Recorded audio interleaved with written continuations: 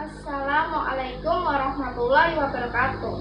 Perkenalkan, nama saya Diah Ayu Paramita, NIM 1805512063, kelas B3 R2, Fakultas Ekonomika dan Bisnis Universitas Stiku Bank Semarang. Di sini saya akan sedikit menjelaskan tentang apa itu money multiplier.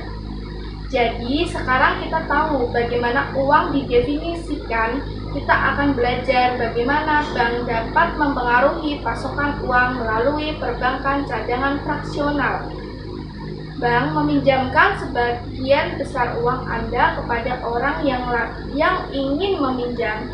Bank hanya menyimpan sebagian kecil dari uang Anda. Uang yang mereka simpan dalam bentuk tunai untuk ATM atau untuk memenuhi permintaan penarikan. Inilah mengapa sistem ini dikenal sebagai perbankan cadangan fraksional. Jadi, berapa bagian dari simpanan Anda yang disimpan bank secara terbalik? Nah, bank-bank besar di Amerika Serikat harus menyimpan terbalik setidaknya 1 US dollar untuk setiap 10 US dollar dalam deposito. Atau kita katakan, bank-bank besar diharuskan memiliki rasio cadangan minimal 10%. Tetapi bank seringkali memiliki rasio cadangan yang lebih tinggi tergantung pada berapa likuid yang mereka inginkan. Jika bank khawatir nasabah akan menarik sebagian besar uangnya hanya karena pinjaman bank tidak begitu menguntungkan, bank akan menahan cadangan lebih banyak sehingga rasio cadangan bisa lebih besar dari 10%. Dan itu bisa berubah seiring waktu karena banyak cadangan fraksional. Sistem perbankan memiliki pengaruh besar pada pasokan uang. Yang pertama, apa itu money multiplier? Money multiplier atau pengganda uang dapat dipahami sebagai suatu rasio yang menjelaskan bagaimana setoran awal dapat menghasilkan peningkatan akhir yang lebih besar dalam total uang beredar. Pengganda uang ini disebut juga sebagai moneter yang mempresentasikan pengaruh perubahan jumlah simpanan terhadap jumlah uang beredar.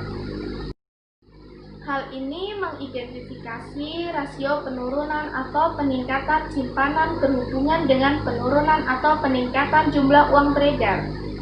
Proses penggandaan uang mengacu pada proses pasar, yakni penyesuaian antara permintaan dan penawaran uang, di mana proses ini terjadi di bank.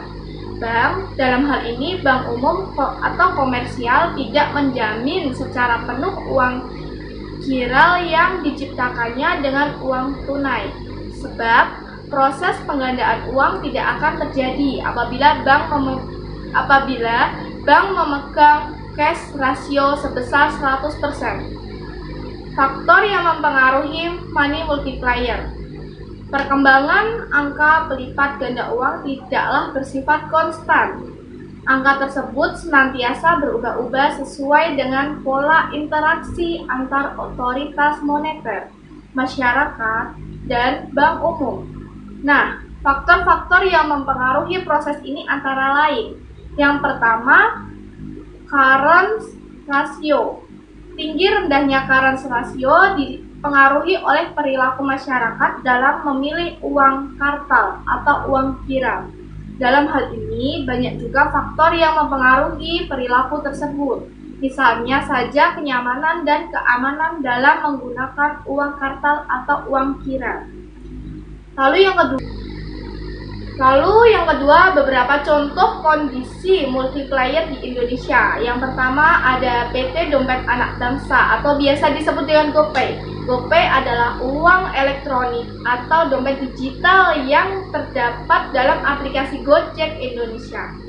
Kamu dapat membayar layanan-layanan Gojek, makanan di restoran, hingga belanja online dengan menggunakan GoPay. Cukup sekian penjelasan dari saya tentang apa itu money multiplier. Terima kasih. Wassalamualaikum warahmatullahi wabarakatuh.